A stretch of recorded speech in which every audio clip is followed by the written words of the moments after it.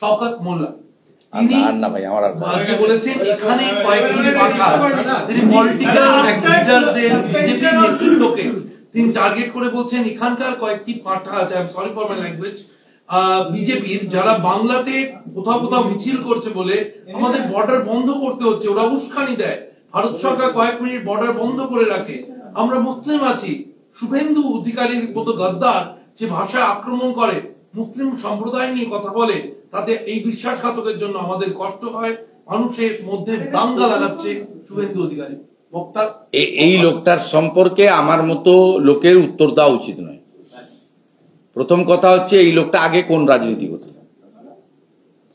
এই লোকটা কি করেছে আমাকে বলতে হয়নি তো, আরাবুল ইসলাম গতকাল বলেছে যে মমতা ব্যানার্জিকে জীবনতলাতে গুলি করতে গেছিল, ওর সার্টিফিকেট ওর বন্ধু, প্রাক্তন বন্ধু আরাবুল ইসলাম দিয়েছে। এ সম্পর্কে না বলাই ভালো। এই লোকটাকে কেন সিবিআই ছেড়ে রেখেছে সেটাই আমার প্রশ্ন। পোস্টপোল ভায়োলেন্সে এই লোকটার নাম কলকাতা হাইকোর্টে এনএইচআরসি যে 19 জন গুন্ডার নাম দিয়েছিল, রেজিস্টার্ড গুন্ডা, তার মধ্যে শওকত মোল্লা 1 নম্বর। 19 জন রেজিস্টার্ড গুন্ডার নাম ভারতের ন্যাশনাল হিউম্যান রাইটস কমিশন দিয়েছিল জাস্টিস বিন্দালের নেতৃত্বে। যে 5 ম্যান জাজ হয়েছিল তারা বলেছিলেন ফ্যাক্ট ফাইন্ডিং করে দিতে এনএইচআরসির 5 ম্যান টিমকে।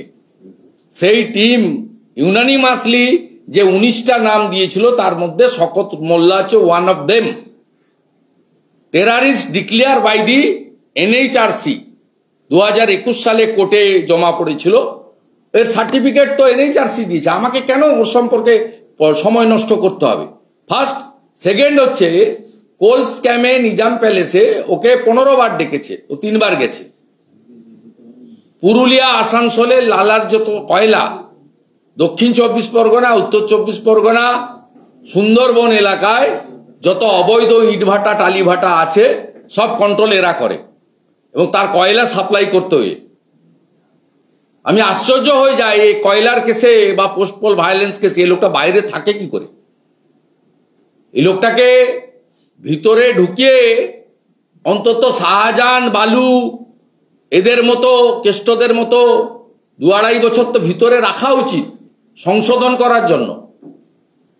সংশোধিত ভাষণ শোনেন না এখন অনুব্রত মণ্ডলের? শান্তির কথা, ঐক্যের কথা, উন্নয়নের কথা বলেন, গুড় বাতাসার কথা বলেন না, নকুলদানার কথা বলেন না, ঢাকের আওয়াজ দেন না। কারণ উনি পশ্চিমবঙ্গের জেলে ছিলেন না, উনি তিহারের জেলে ছিলেন। তিহারের জেলে শীতকালে 4:30 আর গরমকালে 3:30টার সময় রোল কল হয়, বিকেল 4টের সময় ডিনার নিয়ে ঢুকে যেতে হয়। পার্থরা বুঝতে পারছে না, পার্থ, শাহজাহান তারা এখানে 5 স্টারে আছে, বেলের মোরব্বাও খাচ্ছে, অষ্টমীর দিন লুচি ডালও খেয়েছে, রবিবার পাঁঠার ঝোলও খাচ্ছে। আমি বলছিলাম সেদিন না, সুদীপ বন্দ্যোপাধ্যায় জানে জেল কি জিনিস। রোজ ভ্যালির কেসে 4 মাস ভুবনেশ্বরে ছিল, তার মধ্যে 1.5 মাস জেলে ছিল আর 2.5 মাস অ্যাপোলো হসপিটালে ছিল ভুবনেশ্বরে। ওই 1.5 মাসে ওর হালুয়া টাইট হয়ে গেছে। ওই জন্য দেখবেন কথাবার্তায় অত্যন্ত মিষ্টতা, ভদ্রতা, শালীনতা আছে। কেস অনুব্রতর তাই হয়েছে, এরা সব পার পেয়ে যাচ্ছে। এই জন্য আমি বলি পশ্চিমবাংলার 21 সালের পরে যত মামলা হয়েছে, পোস্টপোল ভায়োলেন্স হোক এবং করাপশনের মামলা হোক, সব মামলা পশ্চিমবঙ্গের বাইরে ট্রান্সফার করা উচিত। তাহলে সংশোধনাগার তো আজীবন কেউ থাকে না, মার্ডার কেস ছাড়া যাবজ্জীবন হয়, ফাঁসি হয়। অন্য যে করাপশনের কেস বা অন্য কেসে 7 বছর 10 বছর এগুলো হয় এবং সেখানে প্রাথমিকভাবে 1.5-2 বছর থাকার পরে আপিল করলে কোর্ট একটা ইন্টারিম বেল গ্র্যান্ট করে।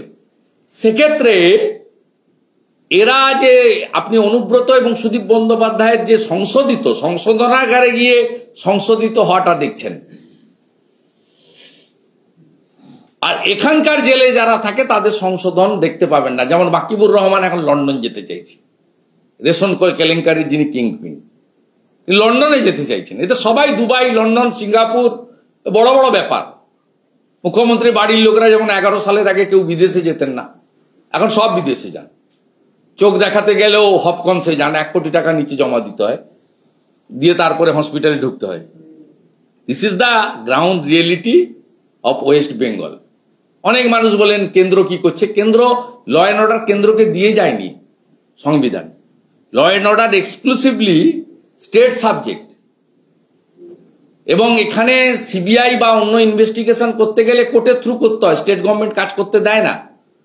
যতগুলো সিট কলকাতা হাইকোর্ট করেছে, দাড়িভিটের ঘটনা হোক, কালিয়াগঞ্জের ঘটনা হোক, সিটকে প্রপার লজিস্টিক সাপোর্ট দেয়নি। আমার কাছ থেকে জানতে হবে না, আপনি মাননীয় পঙ্কজবাবু মারা গেছে, তিনি বলেছেন অনেকবার, উপেন বিশ্বাস আছেন, উপেন বিশ্বাসের কাছ থেকে জানবেন যে কোর্ট থেকে তৈরি করা সিটকে রাজ্য সরকার কোনো অ্যাসিস্ট্যান্স, লজিস্টিক সাপোর্ট, অ্যাকোমোডেশন, কোনো অ্যাসিস্ট্যান্স দেয়নি।